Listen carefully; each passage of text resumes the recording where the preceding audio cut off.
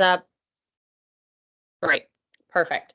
So welcome to the Resilient Food Systems Infrastructure Grant office hours for the equipment side of this grant. I do work from home, so you may hear some children and dogs in the background. I apologize ahead of time. I'm keeping everyone muted, but feel free to unmute yourself and ask a question through a question in the chat box. For the first 10-15 minutes, I'm going to go over a quick overview of the program. It's not very in-depth. There's much more information available on our website. I do have resources I would like to share with all of you. So if you would feel so inclined to put your email in the chat, I will add you to our listserv where we send out notices about press releases about the grant, opening, closing dates, new documents, etc., as well as I will send you this presentation and a few other pieces of information that I provide to you throughout the presentation. So please go ahead and put your emails in the chat box. If you only want the presentation and don't want to be subscribed to the press releases, let me know in the chat box as well, and that's what I'll do. So to get started, as I mentioned earlier, my name is Gabrielle Ugaldi. I work for the Oregon Department of Agriculture as one of its grant managers. So this is the Resilient Food Systems Infrastructure Grant office hours. We're going to go over 4 items. To start, we're going to look at what RFSI is. It's our acronym for this program. We'll look at a national level. We'll take a look at Oregon's program. I'll pop into the timeline and we'll look at the application process. So what is RFSI? The purpose of this program is to build the middle of the supply chain resilience, strengthening local and regional food systems through items like aggregation, processing, manufacturing, storing, transporting, wholesaling, and distribution of local and regionally produced food products. The key here is that they are for human consumption. So allowable crops are specialty crops, fruits, vegetables, tree nuts. Horticulture, nursery, and herbs are also allowable, but again, they have to be for human consumption. You have dairy that's allowable, grains, and aquaculture.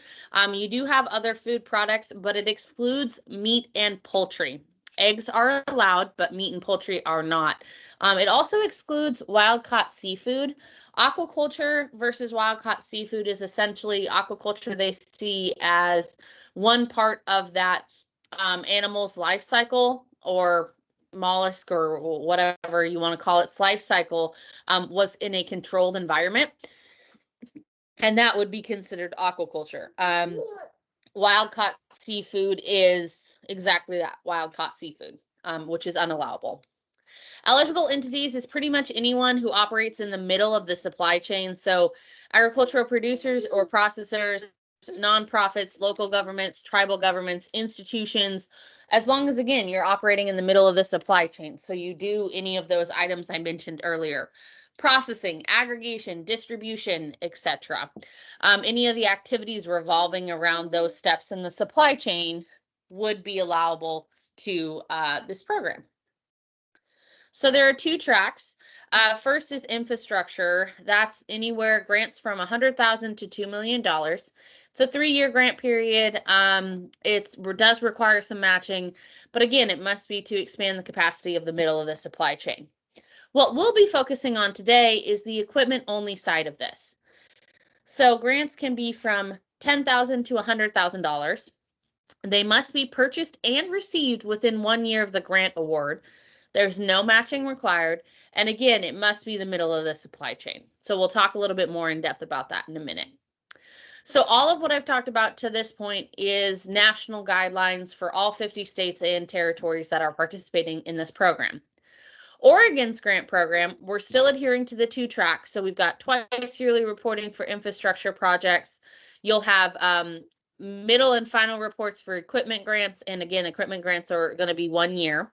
We have a 15-member industry-led advisory committee that will be reviewing the applications. I'll talk a little bit more about that in a second. And we have $5.9 million available in funding.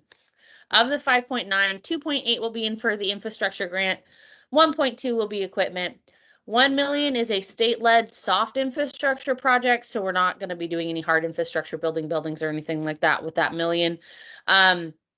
And then the remaining dollars are for the management of the program, essentially my position and all of the rest of the staff who support this program. So we are prioritizing applications from small underserved business owners, historically underserved farmers and ranchers, and other businesses that qualify in the small business administration categories below. This is really for the matching funds in the infrastructure side of things, not for the equipment side of things. There is a portion on the application that I will show you about distressed indexes that I can talk about a little bit more, but prioritize applications from these groups means the reduction in matching that I talked about earlier. So here are the priorities for the infrastructure program. Essentially anything that has to do with the middle of the supply chain. You guys are all intelligent human beings. I'll let you read through these. They're on our website. They're available in the request for applications for infrastructure. But again, we're focusing on equipment. So the priorities for equipment are a little bit more pared down, mainly because we're not building buildings or doing other things like the infrastructure grant is. So the equipment, your project has to meet one of these priority areas. But the one I wanted to bring up specifically is the last one here. The other goals identified by the Northwest Rocky Mountain Food Business Center. The Northwest Rocky Mountain Food Business Center is a food business center that the USDA established across the nation that has goals and specific priorities based on their outreach and engagement that they have done. The Northwest Rocky Mountain Food Business Center has 4 of them. One of them would meet the RFSI program, and I'll show you how to find that in a minute. If you meet a goal identified by the Northwest Rocky Mountain Food Business Center, you also have to meet one of the other priorities in the program in order to apply. So essentially one of the goals of that food business center is expanded like meat capacity. Well, we understand that meat is not allowed in this program. So you couldn't hit that goal and say, oh, because the Rocky Mountain Food Business Center said meat is a priority, this program is allowing that. That's not how this works. So you have to meet one of the other 5 priority levels before you meet the goal of the Food Business Center. Essentially, we did this because we're required to work with the Food Business Center in this program. USDA is trying to leverage their dollars to the best of their ability. Again, we'll talk about that a little bit more as we look at some of the resources. So to take a look at the timeline really quickly, the infrastructure and equipment apps are both open right now. Both of the requests for applications are open. So the infrastructure one opened January 1st. The equipment one opened February 1st. Both applications will close the end of this month, February 29th, 2024 at noon. It's a hard deadline of noon. So please make sure that your application is in on time. If we receive your application after noon on the 29th, you will not be considered for this program. Your application will get thrown out. If you do not submit all of the required documentation in the required format, your application will be thrown out. We believe this program is going to be very over leveraged based on the number of people that are interested in the program. So we have to be extremely hard on these deadlines and on the required paperwork. We can't just accept everyone with all of the mistakes and let 50% of the people change their application and 50% not. We want to be equitable, honest, and equal for all. So please make sure that you get all of your documents in on time and they're correct. So to go over what happens after we receive the applications, obviously we're doing office hours. We started in early January. We'll finish tomorrow with another office hour. It's going to look exactly like this for the equipment grant. The advisory committee will receive the applications that week of March 8th, and they'll have the entire month of March into April to review the applications. The review score sheets are available on our website in the request for application document. There are the last couple of pages there that you guys can look at. The advisory committee will send their score sheets and we'll have a discussion the week of April 7th. From then, the director's office will select the subgrantees the end of April, and you guys will get a notification the first part of May, whether or not you've received funding or not. From there, we spend about a month reviewing the applications, making sure everything's perfect for the USDA, and we have a deadline of May 24th to turn in that work to USDA. We are anticipating that the grant work will start in August of 2024, but we don't necessarily know. USDA is still working on their review process. So at this point, we're hoping that we get the dollars in August, but that doesn't mean that we couldn't get it before or after. What grant work starting means is that you cannot purchase anything prior to the grant starting and receive grant funds for it. So those are what we call pre-award costs, and those are not allowed in this program. So you have to wait until you sign the agreement with USDA. This is a disbursement-based program, so you'll get money when you sign the agreement, and then you can go and buy your piece of equipment. You have to wait.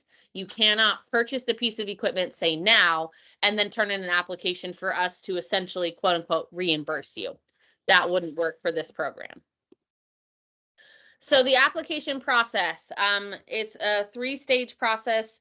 First will be reviewed by program staff for allowability, completeness, and feasibility. So as I mentioned earlier, if you don't turn in all the required documents, if you turn them in the wrong format, if you turn them in late, this is the stage that reviews all of that. From there, they get sorted to our advisory committee who reviews the applications using the score sheet, which I mentioned is in the last couple pages of the RFAs that are available on our website. RFA means request for applications. That's the title of the document. After they review the score sheet, have a conversation. The ODA leadership will review that as well as a few other factors and do some selection of the grants. So the leadership here at the Department of Agriculture will review what crops were affecting, location of grants, other external factors that the advisory committee doesn't necessarily review, and that's how they'll make their selection. With the score sheets, the advisory committee comments, demographic information of the grant itself. So like I said, location of the grant, crop that it's impacting, so on. And then those grants will move to the USDA for final review, which I did mention USDA is still doing the review process. For the infrastructure application, you're required to submit a cover page, the application, that's in one document, attachment A and attachment B. These attachments are available on our website as well. Attachment A is something you do need for the equipment. So on the equipment side, you're required to submit cover pages in the application. Again, that's one document. And then attachment A, which is a critical resource and infrastructure letter. Something that's not on here that you are required to attach is quotes from whoever you're going to be purchasing that piece of equipment from about the cost of the piece of equipment. So you will have to attach that. I just messed up and didn't put it in here, so I apologize. But the critical resource or infrastructure letter is essentially a letter telling us that if something already exists and is required for the piece of equipment to live, that it's there, that it's usable for the life of the grant, etc. So, for example, if you're putting in a cold storage and you're asking the grant to just purchase the cold storage itself, we need to know that there's power there, that there's already a pad for the cold storage to be in, or there's a building for the cold storage to live, etc. We need a critical resource and infrastructure letter that states that those items are already in place, already available for the piece of equipment. So this grant can't buy you a piece of equipment that's going to sit unused for 5 years while you develop the infrastructure to go around it. So you need to have those items already in place. This letter also could be something like a letter from your landlord to the Department of Agriculture. Again, there's a template for this. that states that they are going to maintain the rental agreement with you for the life of the grant. If you're putting a processing line in a warehouse that you rent, those types of things are considered critical resources or infrastructure. In the chat, I did throw this email already, as well as my contact information. So feel free to reach out at any time with questions. We'll go to the chat now to have questions, but I wanted you guys to be aware this is the Resilient System grant at oda.oregon.gov.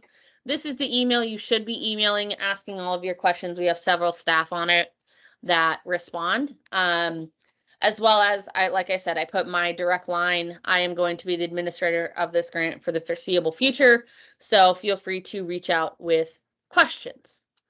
So on that note, I'm going to stop sharing my screen and I'm going to look at the chat and see if there are any questions in there. It doesn't look like it. Just a bunch of emails, which is perfect. If you joined us late, please throw your email in the chat for all of the documents that I'm going to show you today as we go through questions. Jasmine, your hand is raised. Feel free to unmute and ask your question. Hi, Gabrielle. Thank you. Can you hear me okay? Yes, we can. Okay, great. Yeah, thanks for the info. Jasmine, Clatskanie Food Hub. I am wondering, and you might have already answered this, but are installation costs associated with the equipment covered in this? I know that infrastructure upgrades aren't, but are the installation costs? No. No, so just the purchase of just the cost of the equipment. Okay, and then delivery can be included in that, but the installation costs we see as infrastructure. So literally the best way to think about this is anything past the piece of equipment itself. Getting the piece of equipment to your property, past that is considered an infrastructure project. Infrastructure can buy equipment. That program can purchase equipment, but if you need to bring someone onto the location to increase power, to mess with sewer, to install it, that is an infrastructure project. Okay, gotcha. And then the quotes for the equipment, that was new to me. So I'm just, are we locked into that? Like by providing a quote, are we locked into purchasing from that vendor? Or is there wiggle room there? Or is this just a way to prove that we are estimating the price correctly? Yeah, it's a way to prove that you're estimating the price correctly. You're not locked in to purchase from that vendor because we understand that things change. However, if you do receive a grant, you're locked into that grant amount. So if you say, give us a quote for $50,000 for a delivery vehicle, and that delivery vehicle is now $100,000 from somewhere else because you want a fancy red one instead of a white one. I don't know what the situation is. We are not going to have an extra $50,000 to give you. So make sure that your quotes are accurate. The best way to do it, I would say, is go to like 3 different places and get 3 different quotes and average the price to the best of your ability for what your project needs. And then provide those quotes to us. Okay, and this is like an official quote from a vendor. It's not an online link to a product. That wouldn't suffice. Correct. Okay. And it's in the application. It directly states in the application that you're required to provide a quote. So it's there. I just didn't put it in this presentation. I apologize for that. Okay, thank you. Barb? Hi, thanks for putting this all together. Your video is really helpful on the website too. To piggyback on some of these equipment questions, I wanted to confirm that vehicle delivery, commercial vehicles are included as equipment in this? So it has to be special purpose. Okay. The best way to look at that is there's a definition on the application. I'm trying to pull that up right now. I should have had it pulled up. I apologize.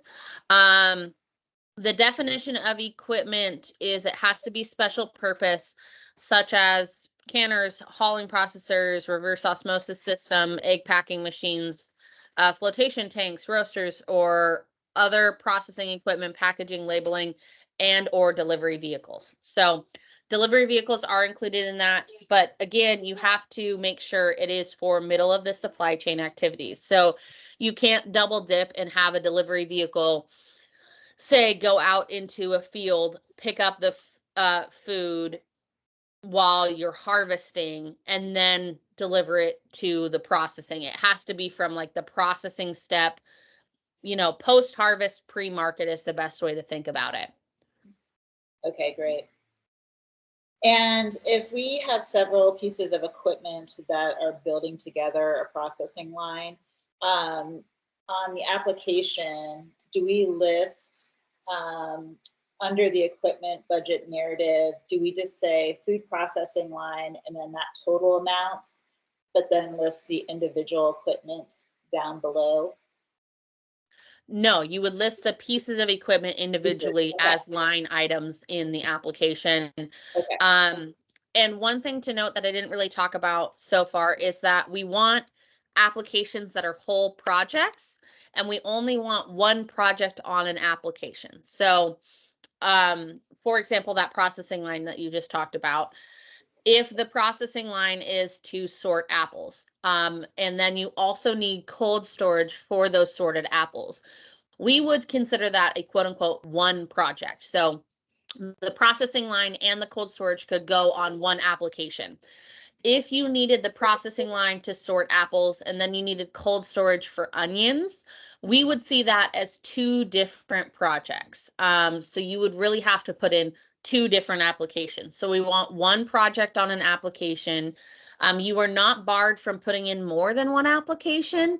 However, you will only get one maximum funded, either infrastructure or equipment. If you put in multiple equipment applications, you'll only get one funded. So please just note that. Okay, thank you.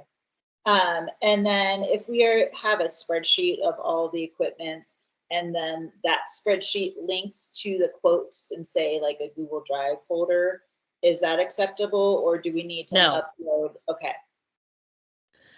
Mainly because I do not have access to Google.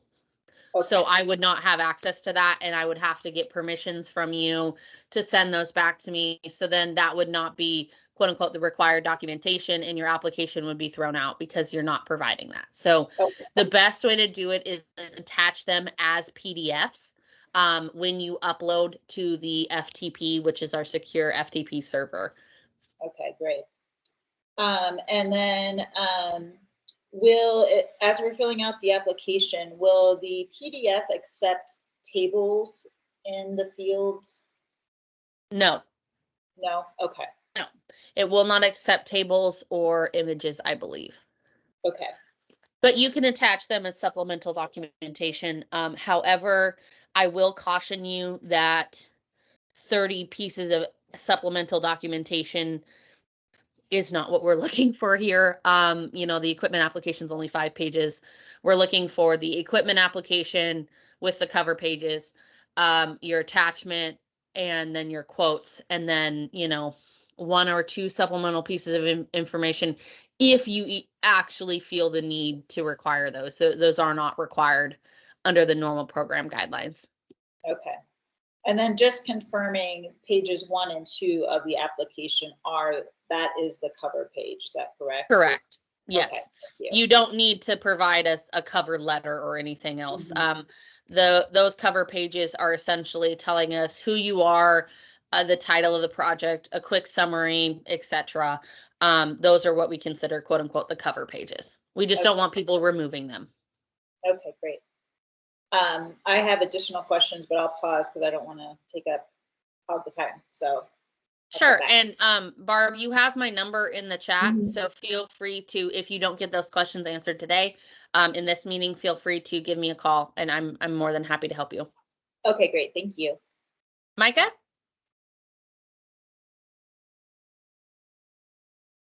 You are still on mute. There we go. There okay, we thank go. You. Now we can hear you. Yeah, I'm Micah. I'm with Rusted Gate Farm here in Southern Oregon, Central Point. Yeah, quite a few questions as well. A couple that I need some clarification off of what's happened already. So we're looking to sort of like improve the overall processing of our produce that's grown, and then a few other vendors that we supply as well. But it sounds like that might then fall into the multiple projects camp. So like right now, we don't have much space or equipment for processing our root vegetables. So we want to get some tables and sinks. At the same time, we also want to get some cold storage because we don't want to store our ethylene produce with our non-ethylene produce. We're also going to be getting chickens, and so we would like to get an egg bubbler to help process those eggs. Is all of that sounding like multiple projects? Yes. So not a good fit. So here's, it's difficult when, you know, like an egg bubbler, maybe only $5,000. So it doesn't meet the low end of the threshold for an application. So we can understand if you have multiple pieces of equipment like that, where you need the, excuse me, you need the egg bubbler, and then you need the tables, and you need the sorters and all of that. And putting all of your small pieces of equipment into one as one big project would be fine. Okay. The hard part here is you kind of have to make it make sense. So if you Sure. can tell us a good enough reason that all of these projects are tied together, Yeah. then we could see that as one project. But you have Okay. to provide us with like reasonable information as to why. You know, Yeah, if you say yeah. something to the effect of, well, these are all the little projects that we want to just get done, obviously that we don't see that as one project. But if you Sure. truly bring it out and say this will help us expand because we are committed to these groups to process these items and we can't process them without this, That's then that we Okay. could see that as one project. Yeah. Okay, perfect. That's kind of right where we're at. That helps. Great. And then going back to the question about providing accurate quotes, like an example is for the walk-in. We've got a website that you can just buy the prefab panels and then assemble them ourselves. Use our Okay. labor to do that. So would that be acceptable to provide, like those screenshots or printed out pages of what we're planning to purchase from that website? I would rather have a quote of like not printed out. I mean, Like a local vendor, someone saying, "Here's what yeah, we're or charging." contact the company and say, can you provide me a quote of all Oh, of okay. this? Okay. Yeah, that would be fine. You don't necessarily have to have a local vendor or anything, but Okay. because I know some of these programs or these companies are multinational and maybe don't have a local vendor. But just providing screenshots and saying, this is what we want to do, it doesn't provide us enough information as to hmm like the size of the building. Are all of the pieces there for you to actually complete the project? Yeah. Okay. Is this the company telling us it's X amount of dollars and you saying, oh, we need these 5 extra panels, so it's double that. We really need more professional like quotes, I guess is the best way to put Yeah. it, than just screenshots. It kind of goes along with what was asked earlier about a link. You know, the link isn't Yeah, going that's what to I was be asking. helpful for us. Yeah. Yeah. You need No, to because provide that's, us. we have an Excel sheet with a budget that's like, here's the 35 items we need for this, assembly. But what you need is for me to take those 35 items, provide that to the seller, and then they'll send me back their Yes. letterheaded quote. Perfect. Okay. So on the application itself, all I've found so far is what says the template on the ODA website. Is that the application, or is there something else? Yes. Okay. And then, So one thing to note is when you click on it, it will give you a please wait notice that says you need to See in update Adobe. Adobe. yeah. Yeah, that's wrong. Yeah. So essentially this is a dynamic form that grows as you type in it. Right. You can add lines, take lines away, all that good stuff. So once you get to that page that says please wait, so after you click on the link to find the template, Mhm. in the upper right hand corner, depending on if you're using Mac versus PC versus whatever software you're using, or internet search, you're going to actually download the document or save it. So up in the upper right-hand corner, you're going to have an arrow down with a line under it, or it'll have the little save icon, the floppy disk icon. Save it to your desktop, save it to your downloads, wherever you save it. Go back to where that is in your file, right click, and then open with Adobe. Right. If you just double click it, it will open back up in internet and you can't fill it out that way. So open with Adobe and you should be able to get it. If anyone's having any issues with that, feel free to call me and I'll walk you through that step by step. That's been 90% of the calls, is that they're just, the application's broken and it's a weird process. So I apologize. That's you guys just trying to weed out more people, huh? No, it's a USDA required form. Unfortunately, USDA also had to send these instructions to the states because the states were having the same issues. They would send it out and we'd be like, we can't use it. Yeah. So it's a Sure, USDA sure. required form, unfortunately. Okay. Okay, and so that applicant information page is the quote unquote cover page. The first 2 pages, yes.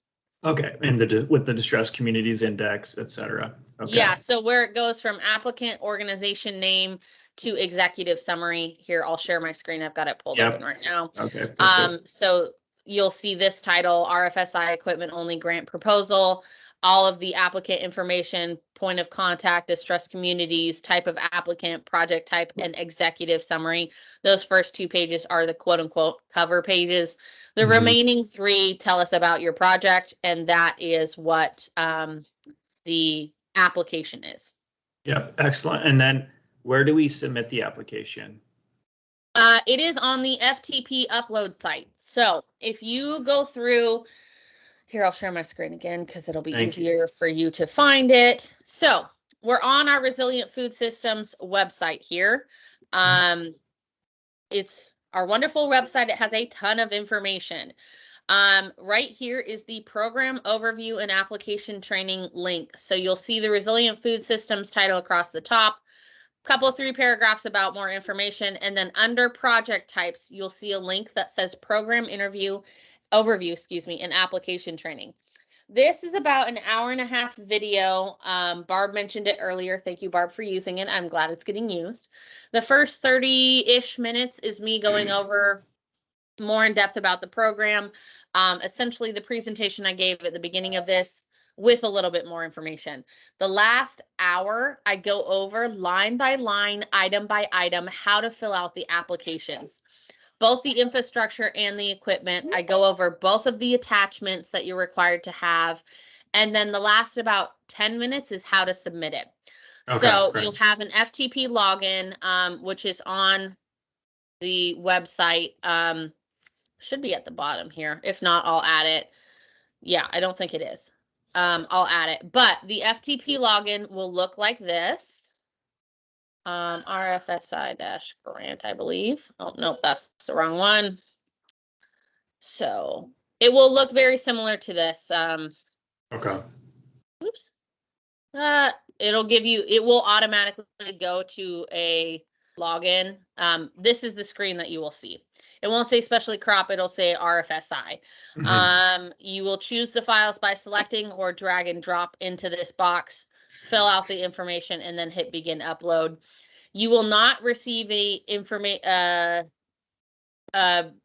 email that says it's been uploaded, but once you hit upload, if you scroll back up to the top, it'll say upload successful, and then your upload was successful. You can upload up to 7 documents at a time, and then you'll have to do another round if you have more than 7 documents. Or what I would suggest is to do the, like, all of your quotes, smash them into one PDF. Your attachment into one PDF. If you have multiple attachment A's, critical infrastructure and resources, smash them into one because it'll be easier to track your application. But on this page, there's several pieces of equipment or several pieces of information to help you. All of the office hours presentations are here that we've already given. Here's the one we're having today. The link for this recording will be here soon. Here's the one we're having tomorrow. Again, here's the application training video. It's right here for you guys to click on. And then our resources page. These are the RFAs that I mentioned earlier that have the score sheet in them. The bottom 3 are for equipment. The top 3 are infrastructure in several languages. The application training videos here again, your application template, your 2 attachments. The first template is for infrastructure. The bottom template here is the equipment. Awesome. Okay, so that scoring guide, I was curious about that too. So that's in that link. That's helpful. Yep. Excellent. I need to go through the video. I'm just seeing if I have any other related questions. Great. Okay. Cool. Thank you, Gabrielle. No problem. Hey, no, it's okay. Sorry, my dog's gonna bark. Any other questions from other folks before we jump back to Barb with all of her questions?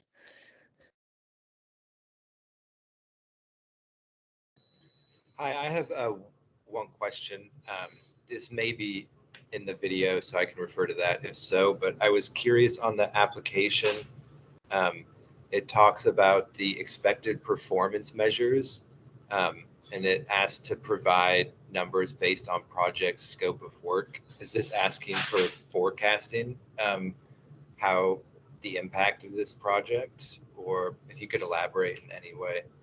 Be great. Yeah, so the expected performance measures are USDA performance measures to assess the overall success or failure of your grant program. So essentially what those are USDA created items.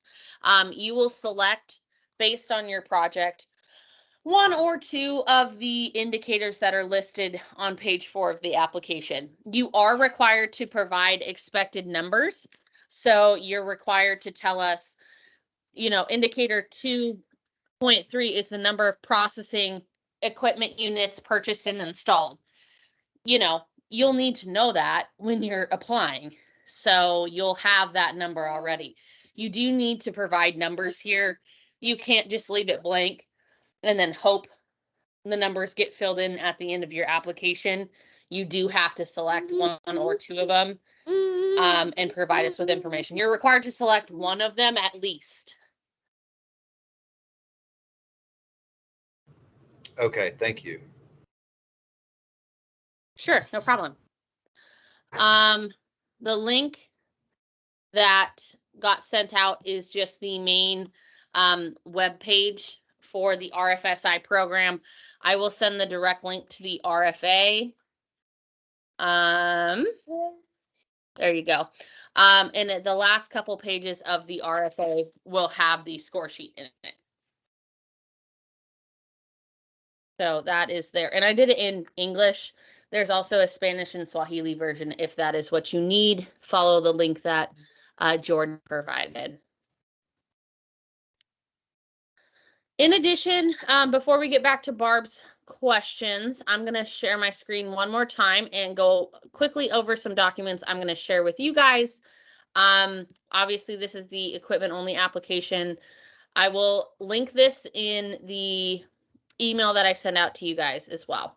Like I said, I'll send the presentation out to the email. But this is our frequently asked questions document. This has a ton of information that will benefit you in the long run. So to start off, it has a definition of what the middle of the supply chain is. It has a lot of information about the 25% graduated match if that is what you're going to do an infrastructure grant on. It talks about some application items such as the UEI you're required to provide, the Distressed Community Index, DCI stuff, eligible entities, eligible crops, allowable costs, and so on. The last section's huge and it's matching funds. Again, for equipment, you don't need that. This can be found in our website in the resources section. It's the first document there. The next document I'm going to send out is this office hours link document. This will just provide you with some of the items that we've talked about today. So they're quick links. The first and foremost is my contact information right here. So feel free to email us, give us a call. I'll talk to you anytime you need some help. To start, we have the main RFSI website that I was messing with earlier. Request for application infrastructure. This document was created before the equipment one went out. So I will update that to equipment before I send this out. The application training video, that YouTube video I talked about is here. The FAQs I just talked about was here. How to register for a unique entity identifier, which is required here. You don't need a registered one. You can have a regular one. Registered means you're just getting funds directly from the federal government. A regular one is a pass-through entity, like receiving funds from the state. Small Business Administration information, the program scope and requirements that USDA sent out to the states about priority areas. Again, this is more for infrastructure than it is equipment. Then the Rocky Mountain Food Business Center link right here, which takes you to their website. And their high priority issues are right here in this main green bar that goes across. They have 4 of them. So go ahead and review those if you're going to select that priority area for your grant. So that document will be sent out as well as the FAQs, the application, and the presentation I did earlier. Okay. Go ahead, Barb, with more questions if you have them. We got 15 more minutes. Sure, unless if anybody else has any, raise your hand. Okay. I want to go back to the expected performance measures. In 2.3 and 2.5, it says number of processing equipment units. Again, is that the number of pieces of equipment or the full unit or line that those number of pieces of equipment? So if it's if it's a line item in the budget, we would want to see that reflected in the indicator. Okay, great. And then if our project is hitting all of these indicators, is it best to put all of the expected numbers down, or should we focus on priority? So you will have to report on all of these expected numbers. So just know that you are required to report on them.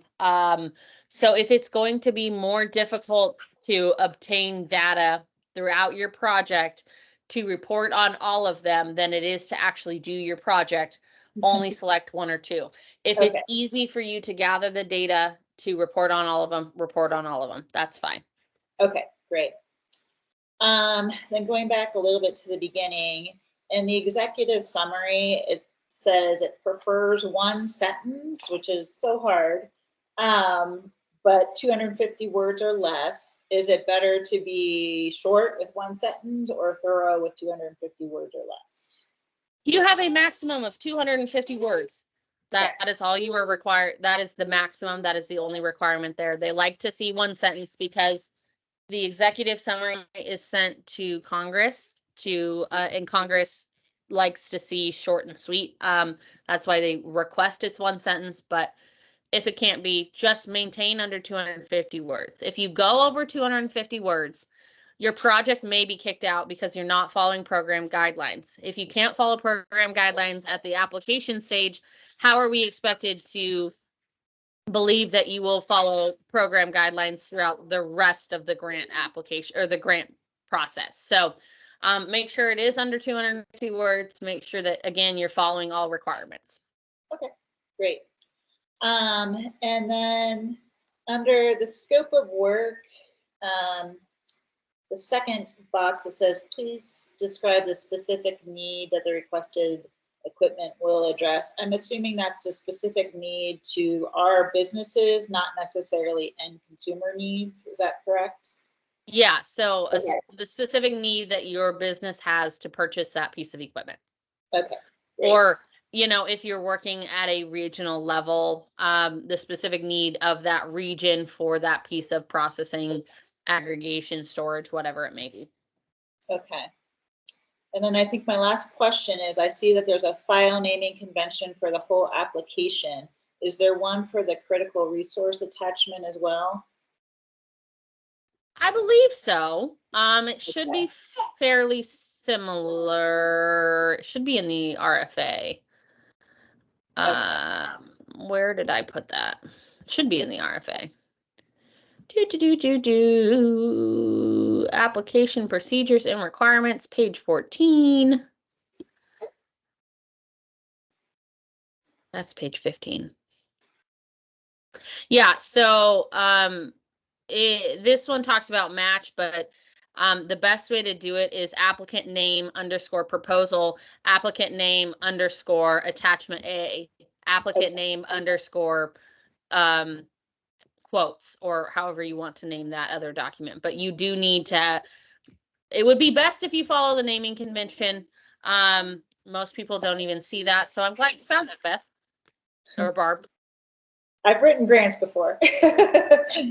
I've been rejected before too, so. Okay. Great. Any other questions? And then point me to where you were reading about the equipment that is allowed for the grant. I couldn't find that in the RFA. Yeah, so that's actually on the application. Oh. So okay. it's italicized above underneath where it says budget narrative. You'll have a subheading of equipment, and it's the italicized instructions there. Okay, perfect. Thank you.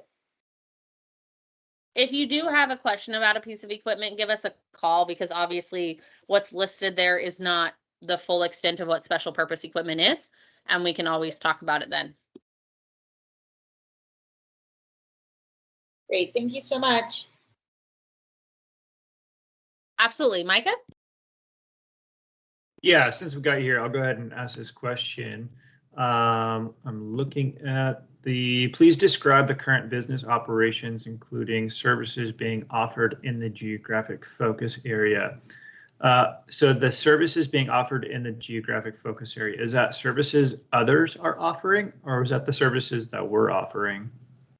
The application is about your business. So the services that you're offering, it essentially what that section is about, it's more about the broad, bigger projects that are going to impact more than one company, that are looking to impact a whole region or whole community. So it's talking about, is there other line, like let's take organic apples for instance. If there's no other processor for 30 miles of organic apples, that would be the section that you would note, like the reason we're asking for organic apple processing line is because it's 30 miles away and it's prohibitive of our farmers to get there, that type of information. Okay, perfect. Thank you. Teresa? Yeah, hi. This is Daniel, Teresa's partner at Good Girls Farm. I was wondering just quickly, I know Micah asked this question, if you could walk us through again quickly on the equipment grant application template. Just struggling still to the final steps in getting that document to open. I just wonder if you could cover that again. Absolutely. So I'm going to share my screen really quickly here. And we're going to pop onto our website. So this is the RFSA website. So at the top, it says Resilient Food Systems across the top. You will scroll clear to the bottom. It's a lot of text. I apologize. All the way down to the bottom, the third main bullet point here says ODA application. I'll zoom in if I can. Yeah, I'm there. Let me. Okay. So the last item here is the grant application template. When you click it, oh, thank you for your input. When you click it, you'll get this. Please wait if this message is not replaced by proper contacts, blah, blah, blah, blah. This is what you want to see. This is a good thing. Okay. Up in the upper right-hand corner over here, if you can see my mouse, I've got this arrow down with a line under it. When you hover over it, it says download. You'll click download, and then you can select where on your computer it falls into. I'm just going to let it fall into the downloads folder here, and I hit save. So now this template is saved in my downloads. If I click right here, the little pop-up that happened, I'm going to get the same please wait information because it opened again. You can see I've got two tabs at the top. It opened again in the internet. This is not what I want. So I'm going to close out of my internet. I don't know what this random blank screen is. And then I'm going to go to my files and my downloads. So if you look right here, here's all my downloads I've got on this computer. Okay. You'll see this first one is equipment only grant template. If Okay. I double click it, it's going to open up in Adobe because I've been opening things in Adobe, and it will. If it doesn't open in Adobe, you right click, hit open with, mine is the second option here, and I have Adobe Acrobat. As you can see in parentheses, it says default. That's because it's a program I have in my computer set to do that. Okay. If you double click it here and it opens in a Internet Explorer or a Chrome or internet in general, go back to the document, right click, open with Acrobat Adobe. Sometimes you won't have Adobe in this selection, and so you'll have to hit like other or other apps or whatever it is, Right. and then you should have the application right there. Okay. I appreciate that. I can see where I was going wrong. Yeah, I was just getting the same page back up. Yeah, thank you very much. Not a problem. And if, as you were doing that, if you need me to be on the phone with you and talk you through the process, I absolutely can. I do that regularly with a lot of folks because it's an issue. It's difficult. I've got it pulled up now. Yeah, appreciate you.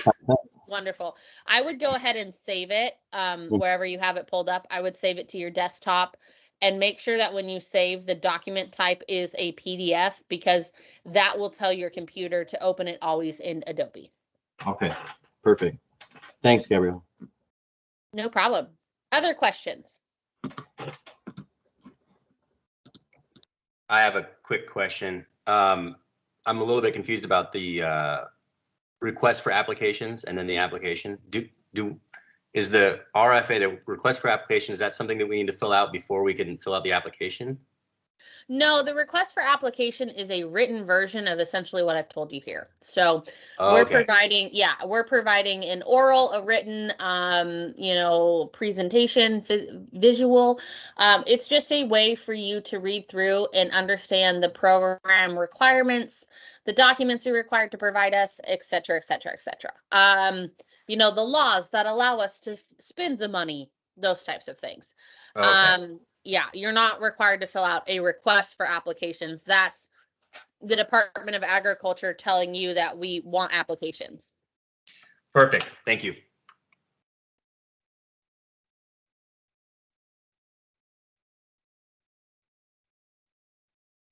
Go for it, Micah.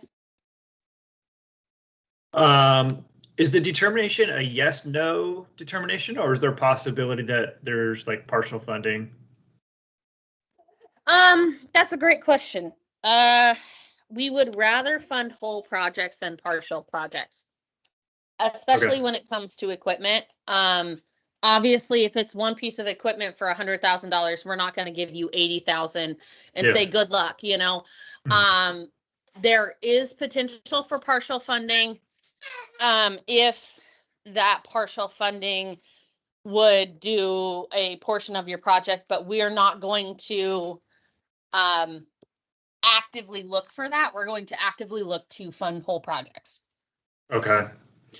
Let's see. And then, because these fields are dynamic, I guess just in your experience for the reviewers, I mean, is there a certain length we should be looking for or trying to keep things to?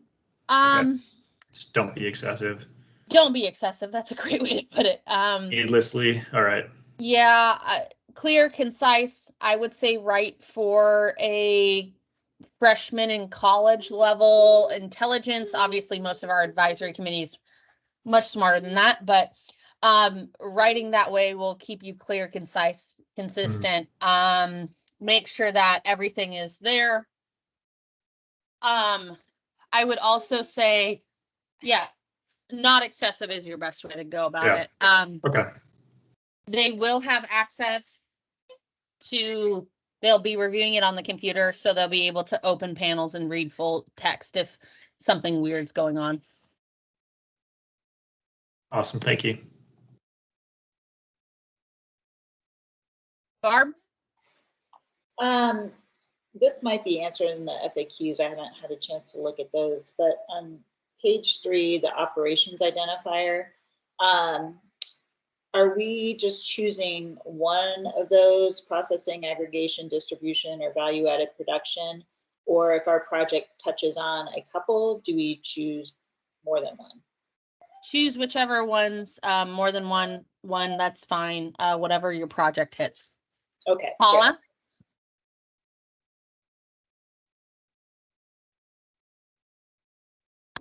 Sorry about that. I am wondering, I am new and just working through a process of getting a UEI or not the SAM identification. I don't see where that's required in the actual application, but is that required as part of the complete application somewhere? Having that, I'm afraid I won't have it in time for the February 29th deadline. Okay, so you have to at least start the process by the time you apply. It is the second line item in the cover page. Oh, okay. But you're required to have the UEI by the time we apply to USDA at the end of May. So if you start the process by the time you apply to us, you should have it by that May deadline. So in the second line, you can just say process started on X date. That's fine.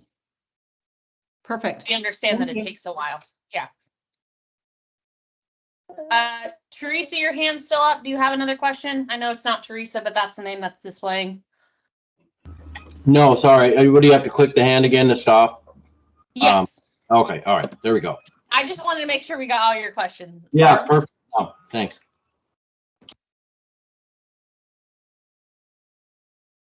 Barb, do you have more questions? Okay. James, go for it.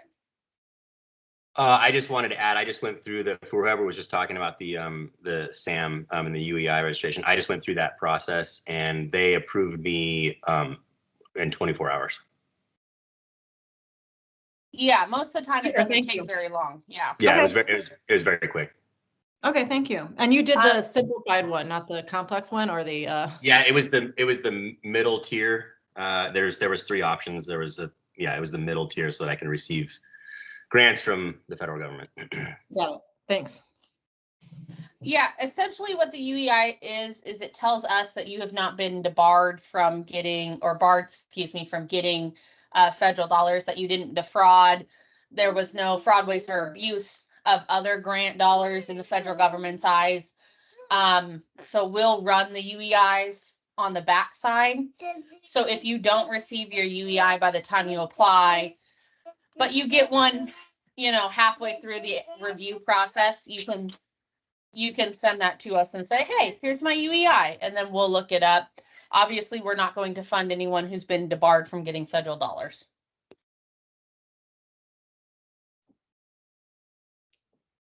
Great, thank you. Sure. All right, we've got 1 minute left. Any other questions?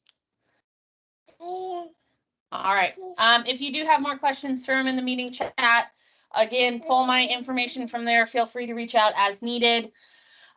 This recording should go on our website within the week.